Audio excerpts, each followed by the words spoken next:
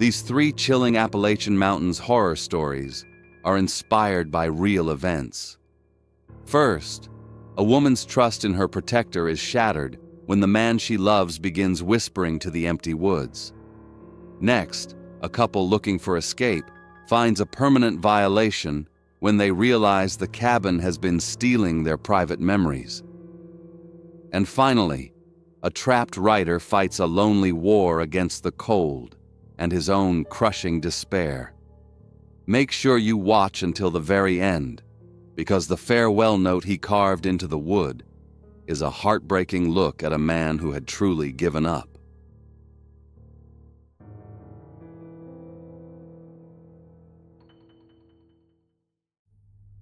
They rented a remote Laurel Creek cabin for a peaceful week in the Appalachian Mountains.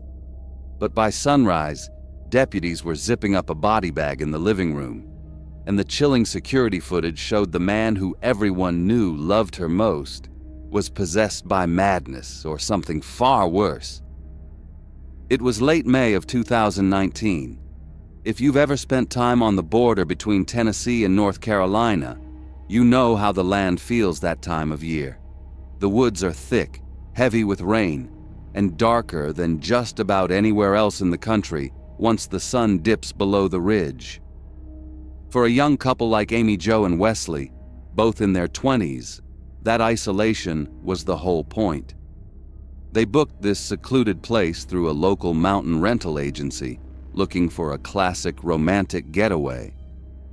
They wanted to disconnect. No cell service, no work emails, no traffic. Just the two of them in a fortress of timber and stone. Back home, folks would have told you that Wesley was the solid type. He wasn't a drifter or a troublemaker. He was a worker. He put in his hours, kept his head down, and treated Amy Jo like she was the only woman on earth.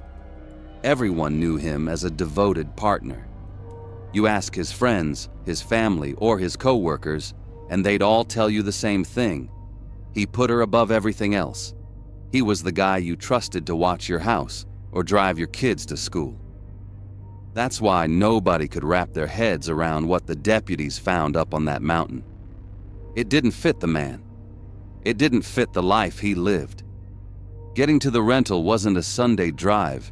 You had to take a steep, poorly lit road that wound its way off the main highway.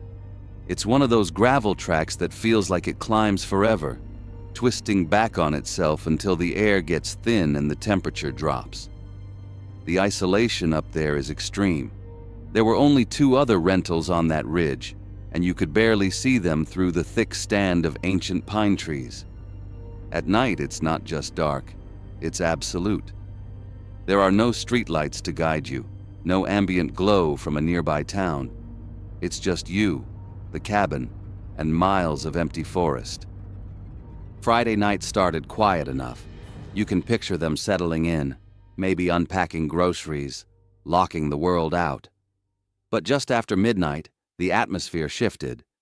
The neighbors in those other cabins, people who were miles away in city terms, but just across the hollow in mountain terms, heard something that didn't belong. It wasn't the sound of a party or music. It was a frantic argument, screaming, panic. It cut right through the silence of the valley. And then it stopped. One single gunshot echoed off the trees. After that, there was nothing, just the sound of the wind pushing through the pines. Sheriff's deputies were on the scene by sunrise the next morning. When they walked into that living room, they found a scene that didn't make sense. Amy Jo was gone. She'd been shot multiple times. It wasn't an accident. It was messy, violent, and final. And standing there, right in the middle of it, was Wesley. He was talking and he was terrified. He told the first badge on the scene that it was a stranger, a break-in. He claimed that earlier that day he'd seen someone watching the cabin from the tree line. He described a figure just standing there in the brush, waiting for the sun to go down. He spun a story about a violent intruder who had come out of the dark, kicked the door in, and attacked them. He was sweating, pointing at the woods. wanting the police to grab their dogs and start a manhunt. He wanted them chasing a phantom. But police work isn't about stories. It's about looking at what's right in front of you. It's about the physics of the room. And pretty quickly, the physics started to argue with Wesley's mouth. Deputies took a hard look at the entry points. Wesley said the guy forced his way in, but you look at the door jambs, and the wood is smooth. No splinters, no cracks in the frame. The deadbolt was functioning perfectly. The windows were all intact. Unless this intruder walked through walls, he didn't break in. He walked in. Then they went outside. It had rained recently, typical for the Appalachians in May, leaving the ground around the porch soft and muddy. Mud is a good witness. It doesn't lie. If a stranger had come scrambling up that bank or running away after the shooting, the ground would be churned up. There would be boot prints that didn't belong. But the investigators looked, and they found only one set of footprints near the edge of the porch. They belonged to the people staying in the house. There wasn't a second set. Nobody had come up that hill. Inside was even worse for his story. The blood spatter pattern on the walls and furniture was inconsistent with a struggle. When two people are fighting for a gun or wrestling in a room, the mess goes everywhere. It's chaotic. This was focused, it was precise. It didn't look like a fight for survival. It looked like an ambush. That should have been enough to close the book on it. Domestic violence is tragic, but it's usually simple. But then the investigators found the footage. Down the hill, one of the other cabins had a ring-style security camera set up. It was facing the road, but it had a wide enough angle to catch the deck of Wesley's rental. It didn't capture the murder itself. That happened inside behind closed curtains. But it captured the prelude. And what was on that tape turned this from a standard crime into something that makes your skin crawl. The timestamp showed it was late evening, hours before the neighbors heard the shot. The sun was down. The video showed Wesley standing out on the deck, all alone. He wasn't smoking. He wasn't drinking. He was pacing back and forth like a caged animal. The audio on those cameras creates a weird, tinny distortion, picking up the wind and the static, but it picked him up clearly enough. He was talking to someone, but there was nobody there. He would stop, look out into the black void of the forest, and speak. The investigators played it back, turning up the volume, trying to make sense of it. He was repeating a phrase. It was chilling. He didn't sound angry, he sounded resigned, like a man accepting a job he didn't want to do but had to. "Yes, master," he said. "I'll do it, master." He'd pace a few more steps, stiff and jerky, stop, nod his head at the empty road and say it again. "Yes, master." There was no intruder on the road. The camera didn't pick up anyone in the bushes. It was just Wesley, a man known for his steady head and loving heart, seemingly taking orders from the darkness itself. It implied something terrible. A possession, maybe, or a severe sudden onset mental break where reality just fractured. It looked like madness. Back inside the cabin, the science was finishing the job the video started. The autopsy and ballistics reports came back, and they destroyed whatever was left of Wesley's stranger defense. The shots were fired from close range. But the critical detail was the trajectory. The bullets traveled upward. Think about what that means. If you're fighting an intruder standing in your doorway, you're on your feet, you're moving. But an upward trajectory means the victim was higher than the shooter, or the shooter was down low. The reconstruction showed that Amy Jo was almost certainly sitting down when it happened, probably on the couch. She wasn't running. She wasn't fighting. She was relaxed. She was likely sitting in her safe place, maybe asking Wesley a question, completely unaware that he had raised a gun. Faced with the mountain of evidence, The lack of forced entry, the single set of footprints, the ballistics, and that damning, terrifying video of him whispering to his master, Wesley finally broke. He confessed. But even the confession was strange. He admitted there was no stranger. He admitted he brought the gun with him from home. He tried to tell investigators he brought it for bears, which is a flimsy excuse given he never mentioned it to the rental agency or his girlfriend. It was a lie to cover a premeditated thought. Then he tried to explain the moment of the killing. He said they were arguing. He turned the gun on her. But he claimed he didn't remember pulling the trigger. He described a gap in his memory, a total blackout. He stuck to the idea that he wasn't in control, reinforcing this unsettling narrative that he was a passenger in his own body, taking orders from that voice on the deck. The jury didn't buy the supernatural angle, and they didn't buy the blackout excuse. They looked at the facts. They looked at a dead young woman and a man who lied to the police. They convicted him of first-degree murder. Wesley is in prison now, but the judge who sentenced him said something that hangs over this whole case. He looked at Wesley and said it was a senseless killing in a place people come to feel safe. That's the part that sticks with you. It's not just that a murder happened, it's where it happened and who did it. You go to the mountains to get away from the noise of the world. You go to a cabin to feel secure, to lock the door and shut out the bad news. But you can't lock out what you bring in with you. Amy Jo trusted Wesley. She sat on that couch in a room with locked doors, believing the man pacing on the deck was her protector. She didn't hear the whisper. She didn't hear him say, "Yes, master." She didn't know that the person she loved most had brought a monster into the room with them. It makes you think twice about isolation. We all want peace and quiet, but when you strip away the noise of the city and the distractions of work, and it's just you and one other person in the deep woods, you better be sure you know who that person really is. Because you can check the locks 10 times. You can check the windows. But you can never really know what voice is speaking to the person sitting next to you in the dark.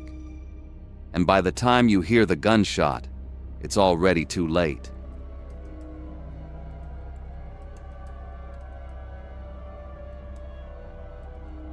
They booked a cheap, secluded Smoky Mountain cabin for a quiet weekend. But when they opened a basement utility door, they found the real listing. Every couple who'd ever stayed there, archived on hard drives and watched from the shadows. Back in the summer of 2020, finding a moment of peace felt about as likely as winning the lottery. You remember what it was like. The world was loud, everyone was on edge, and you couldn't turn on the TV without seeing bad news. Two buddies from Indiana, Samantha and Zachary, were college students just trying to keep their heads above water. They decided they had earned a break. They didn't want a party. They didn't want crowds. They wanted to go somewhere where the only thing they had to listen to was the wind. So, they did what anyone does. They jumped on one of those third-party booking apps and started scrolling. They were looking for a deal, and they found one. It was a cabin down in Tennessee, tucked away near Pigeon Forge and Sevierville. Now, usually, that area is a tourist trap, bumper-to-bumper traffic and neon lights. But this listing was different. It promised an escape. The description laid it on thick. No neighbors, total privacy, hot tub on the deck, perfect for couples. The pictures showed nothing but heavy timber beams and thick green woods pressing in on all sides. It looked like a fortress. And the price? It was suspiciously cheap. But when you're a student and you see a bargain, you don't ask questions, you book it. Driving down from Indiana, the stress started to melt away as the elevation climbed. The air changed. It stopped smelling like exhaust, and started smelling like pine needles and wet dirt. When they pulled up that gravel driveway, the place looked exactly like the photos, just a quiet wooden box sitting in a sea of trees. They unpacked their bags, cracked a few drinks on the deck, and breathed easy for the first time in months. It felt like they had gotten away with something. They had their own private sanctuary. That first evening was perfect. They grilled some steaks, sat out in the hot tub, and watched the fireflies spark up in the tree line. It was quiet, almost too quiet. That's when Zachary first noticed it. It was faint, just a low, steady pulsing sound coming from the wall of the cabin behind them. It sounded like machinery working too hard. Whoomp, whoomp, whoomp. He paused for a second, tilting his head. "You hear that?" he asked. Samantha listened, but she just shrugged. "Probably just the pump for the hot tub," she said, taking a sip of her drink. "Or maybe the AC unit is just old. Don't let it ruin the vibe." Zachary nodded. It made sense. Old cabins make noises. Pipes rattle, wood settles, pumps cycle on and off. He didn't want to be the guy who complains about a noise 5 minutes into a vacation. He wanted to relax. So they did. They laughed it off, finished their drinks, and went to bed. They were so tired from the drive and so happy to be away from the world that they slept like rocks. They didn't know it then, but that was the last peaceful sleep they were going to get. Day 2 was just as good. They hiked, drove into town for supplies, and came back feeling recharged. But when the sun went down on that second night, the atmosphere in the cabin changed. They were lying in bed, lights out, staring up at the dark ceiling. The woods outside were pitch black. That's when the sound came back. It wasn't the crickets outside. It was that same steady, low-frequency noise from the night before. But this time, without the distraction of the hot tub or the music, it seemed louder. It was a mechanical pulse. Whump, whump, whump. Zachary tried to ignore it again. He tried to tell himself it was just the house settling, but after 20 minutes of listening to it, he realized something. It wasn't cycling off. A pump shuts off. A heater shuts off. This was constant. It was a relentless, rhythmic beat that seemed to burrow right into his ears, coming from right behind the drywall at the head of the bed. He rolled over, agitated. "That noise is driving me crazy," he muttered. Then Samantha spoke up. Her voice sounded tight. "Zach, look up." "What?" "Look at the ceiling, in the corner." Zachary opened his eyes and followed her finger. She was pointing up toward the ceiling, almost into the corner that faced the foot of the bed. There was a dot up there. It was tiny, pinhole-sized, a sharp red point of light. It wasn't blinking, it wasn't fading in and out. It was just sitting there, burning a hole in the dark. "Probably just a smoke detector," Zachary said, trying to rationalize it. "Or maybe a sensor for the alarm system." But he didn't believe it. You work around tools or electronics long enough, you know what a standby light looks like. It blinks, it's soft. This thing was hard and focused. It looked like a laser pointer, and the angle was all wrong. It wasn't looking at the room generally. It was aimed directly at their pillows. Zachary couldn't sleep with that red eye staring at him. He needed to know. He decided to run a test. If that light was hardwired into the cabin's electricity, like a smoke detector should be, then cutting the juice would kill it. He climbed out of bed, the floorboards creaking under his weight, and used his phone flashlight to guide him downstairs. He found the breaker panel in the utility room. He opened the gray metal door and scanned the switches until he found the one labeled upstairs bedroom. He grabbed the switch and flipped it hard. Snap! Power died instantly. The ceiling fan overhead spun down to a halt, The digital clock on the nightstand went black. The refrigerator in the kitchen stopped running. The heavy silence of the mountains pressed in against the cabin. Zachary stood at the bottom of the stairs and looked back up into the bedroom. The dot was still there. That single red eye was still burning in the pitch black. It hadn't flickered. It hadn't dimmed. It was running on its own battery power, completely separate from the cabin's grid.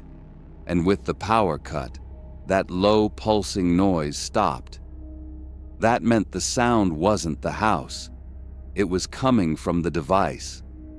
A sinking feeling hit him hard in the pit of his stomach. This wasn't a malfunction. This was equipment. They didn't sleep a wink after that. They spent the rest of the night lying stiff under the covers, feeling like bugs pinned to a board. As soon as the sun started turning the sky that gray morning color, Zachary was up. He was done being scared. Now he was angry. He grabbed a dining chair and dragged it into the bedroom. He stood up on it to get a face-to-face look at the wall where the light had been. It was a vent cover. Just a standard wooden grate screwed into the drywall, looking like part of the HVAC system. But when he looked closer, he saw the paint around the screw heads was chipped. Someone had been in there recently. He went out to his car and grabbed his multi-tool. He climbed back up and started backing the screws out. When the cover came loose, he pulled it off the wall. He reached his hand into the dark hole. He wasn't feeling for insulation. He was feeling for answers. His fingers brushed against something smooth and plastic. He grabbed it and pulled gently. A snake of thin black wires came spilling out of the wall void. These weren't the thick copper cables you use to wire a house. These were data cables, and attached to the end of them was a small black box, no bigger than a pack of cards. On the front, catching the morning light, was a glass lens. It was a pinhole camera, a professional setup. It had been mounted inside the wall, aimed through the slats of the vent, focused perfectly to capture everything happening in the bed. Samantha felt sick. This wasn't a campfire story about a monster in the woods. This was a person, a predator. Someone had stood on this chair, drilled these holes, run these wires, and checked the angles. It was calculated. And they realized with a sudden rush of panic that if there was one camera, there were probably more. The vacation was over. It was an investigation now. They started tearing the cabin apart.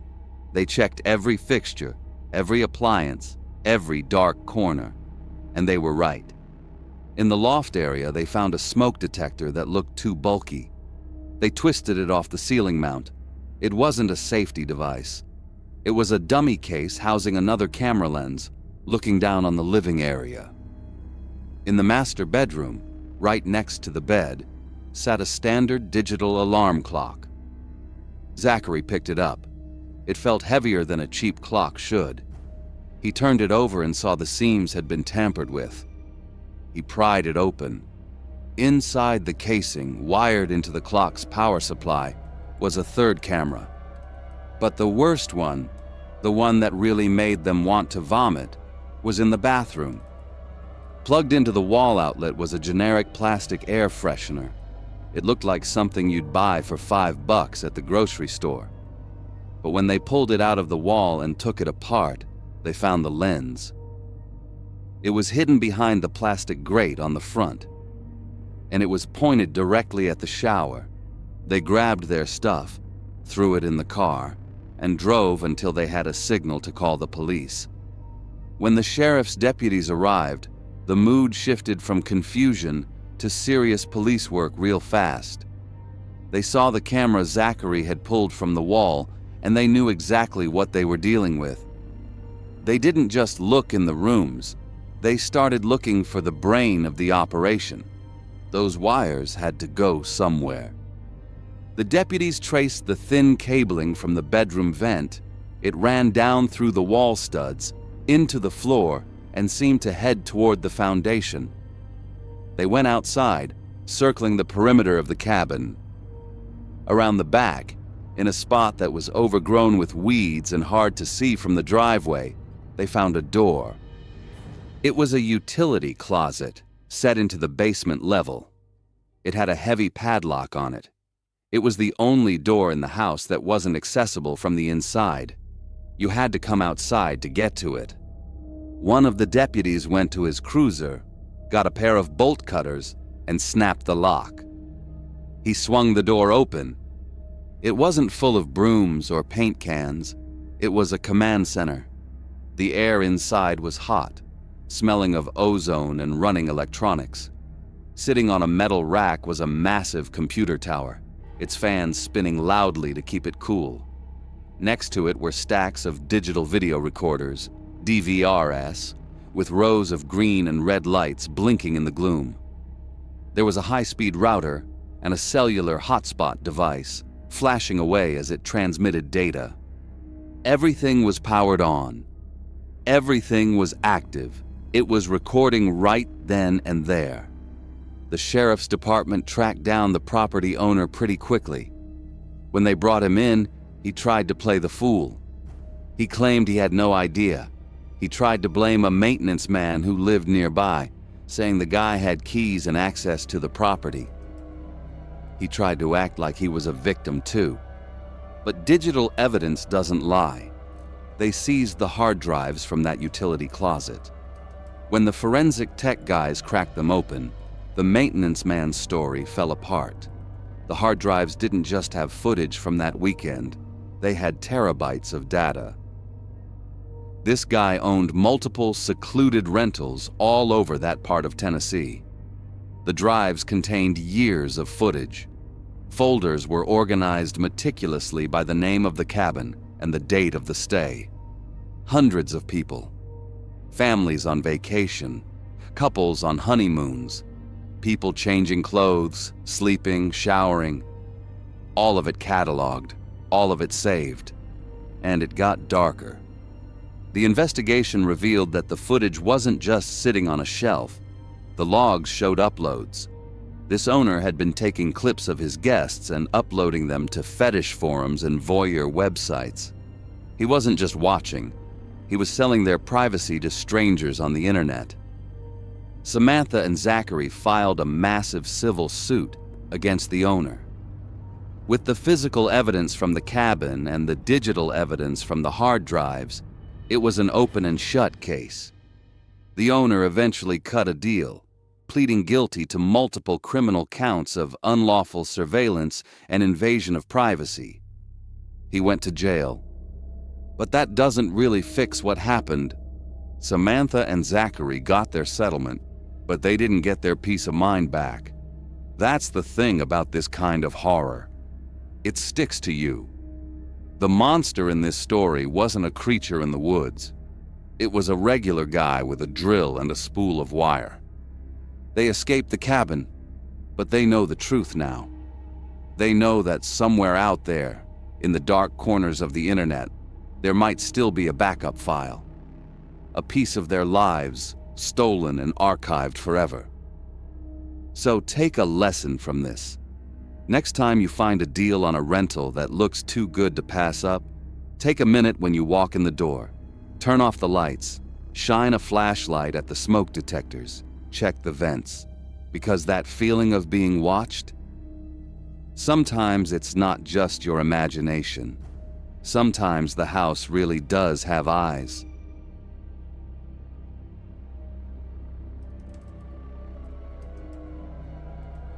He booked a lonely winter cabin in the Appalachians to finally finish his book.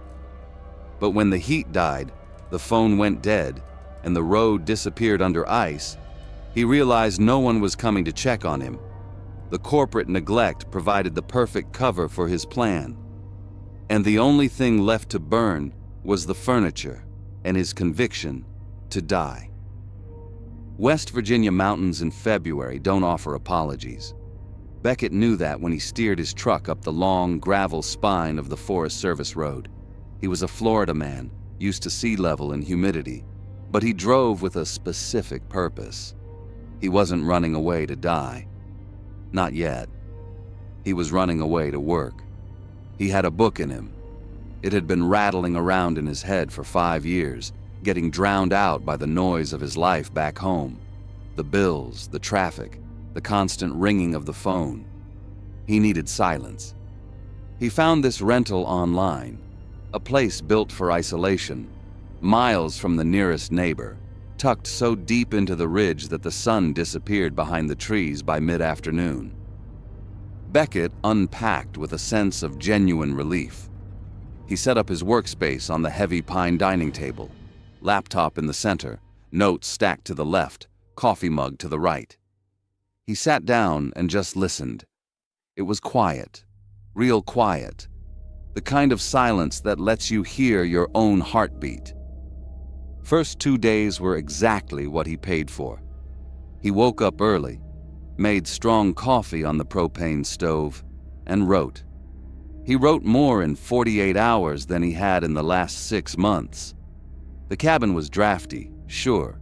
It smelled like old pine needles and dust, but the propane furnace kept a steady, warm rhythm going in the background. He felt capable. He felt like he was finally getting his life back under control. He even took breaks to stand on the porch and breathe in the cold air, thinking about how smart he was for booking this place. He didn't think about Hazel much those first 2 days. He didn't let himself think about the dialysis machines or the stack of medical bills waiting on his kitchen counter back in Florida. He was here to fix things by writing, not by dying. Day 3 is when the bill came due. Morning started gray. Clouds rolled in thick and heavy, scraping the tops of the pines. By noon, the light was flat and dull. The snow started around 2 o'clock. It wasn't a gentle drift. It was a heavy, wet curtain that fell straight down. Beckett watched it from the window. He poured a drink, whiskey, neat, and went back to work. He wasn't worried. He had food. He had heat. Then the cabin started to change. Propane furnace was the first thing to turn. It was an older unit, probably installed back in the 90s, and for 2 days it had been reliable. But around dinner time on the 3rd day, the sound changed. That steady rush of air turned into a sputter. A metallic coughing sound echoed from the utility closet. Beckett looked up from his screen. He listened. It smoothed out for a minute, then sputtered again. He figured it was just the wind pressure or the old pipes. He went back to typing. Storm got worse outside. You could hear the wind slapping the siding, shaking the window frames. Just after 11 p.m., the furnace quit. It didn't bang or explode. It just let out a long, wheezing sigh like a tire losing air, followed by a hard mechanical clunk. Then the fan spun down. Silence rushed back into the room. But it wasn't the peaceful silence from before. This was heavy. Beckett waited. He figured it would cycle back on. He gave it 10 minutes. The temperature in the room started to drop fast. He got up and walked to the utility closet. He opened the door and checked the tank gauge. Dead flat, empty, or broken. He tapped the glass on the gauge. The needle didn't move. He was annoyed. He wasn't scared, just irritated that his work streak was being interrupted. He walked into the kitchen to the landline phone, the beige one on the wall with the sticker that said, "For emergencies only." He was going to call the management company and give them hell. He reached for the handset. That's when he heard it. Snap! It came from outside, loud as a pistol shot. It was the sound of a heavy utility line finally giving up under the weight of the ice.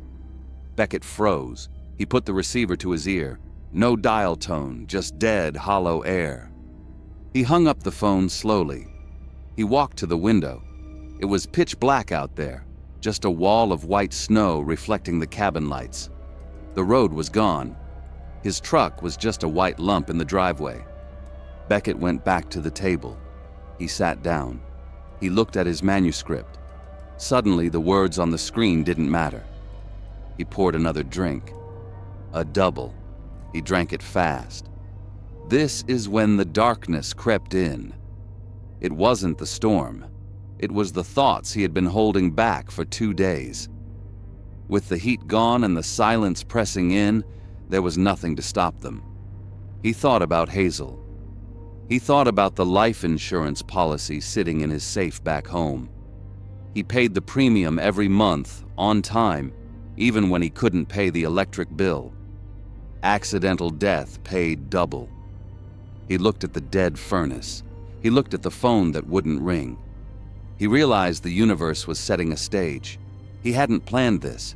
He hadn't driven up here to end it. But now, sitting in a freezing cabin with no way out, it felt like an invitation. If he just didn't do anything, if he just sat here and let the cold take him, it wouldn't be suicide. It would be a tragedy, a failure of infrastructure, a corporate accident. Hazel would be safe. Her bills would be paid. Beckett knew he could check his cell phone. He knew if he mashed his face against the south window, he might get a signal. He knew he could try to shovel out the truck. He didn't do any of that. He poured the rest of the bottle into his glass. He turned his laptop off. He closed the lid on his book. He leaned back in the chair and decided to just wait. It felt easier than writing. It felt easier than fighting. He passed out in the chair. Day 4 was brutal. Beckett woke up because his body was screaming. It wasn't just cold, it was an assault. The water in the dog bowl he used to wash his face was frozen solid. He was shivering so hard his teeth clicked together. He wrapped himself in a blanket and sat there, staring at the wall. He was drifting, his mind foggy. He was waiting for the end. Then a sound cut through the room. Ping. His laptop, running on sleep mode battery, lit up. The Wi-Fi router must have flickered on for a split second before dying again. A single email came through. He squinted at the screen. It was an automated message from the rental company. Just checking in to ensure you're enjoying your stay. If you need anything, please call the landline or reply to this email. Beckett stared at the cheerful text. He started to laugh. It was a dry, hacking bark. They weren't coming. They were miles away, probably drinking coffee, letting a computer do their job. They assumed he was fine. They assumed the heat worked. Their negligence was his accomplice.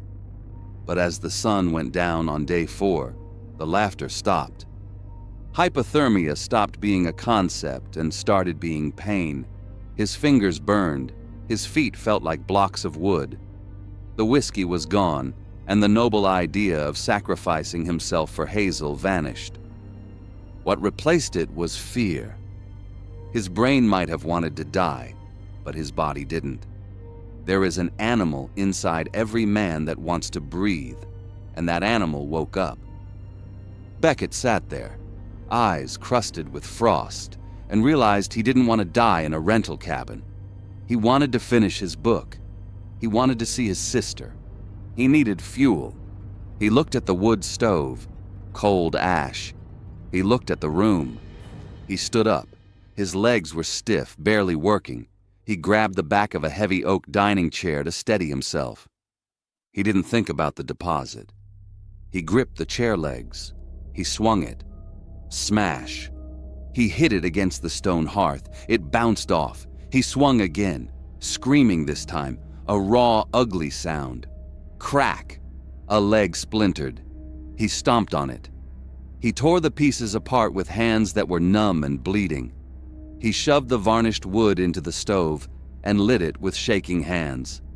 The fire flared up. The heat hit his face and he cried. But one chair wasn't enough. He went for the next one. Smashed it. He went for the kitchen cabinets. He took the iron poker and ripped the doors off the hinges. He attacked the sofa, slashing the fabric with his pocket knife, tearing out the foam to get to the cheap frame underneath. The cabin sounded like a riot. Wood snapping, metal clanging, a dying man fighting a war against the cold and his own bad decisions. In a moment of clarity, he took his knife to the dining table. He carved the dates: February 14th, February 15th, February 16th. He carved angry words about the rental company.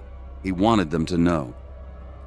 But at the bottom, he carved a note for Hazel, a confession. A few words to tell her that he almost didn't fight back. It wasn't until the morning of day 5 that the silence broke. Hazel had called the police.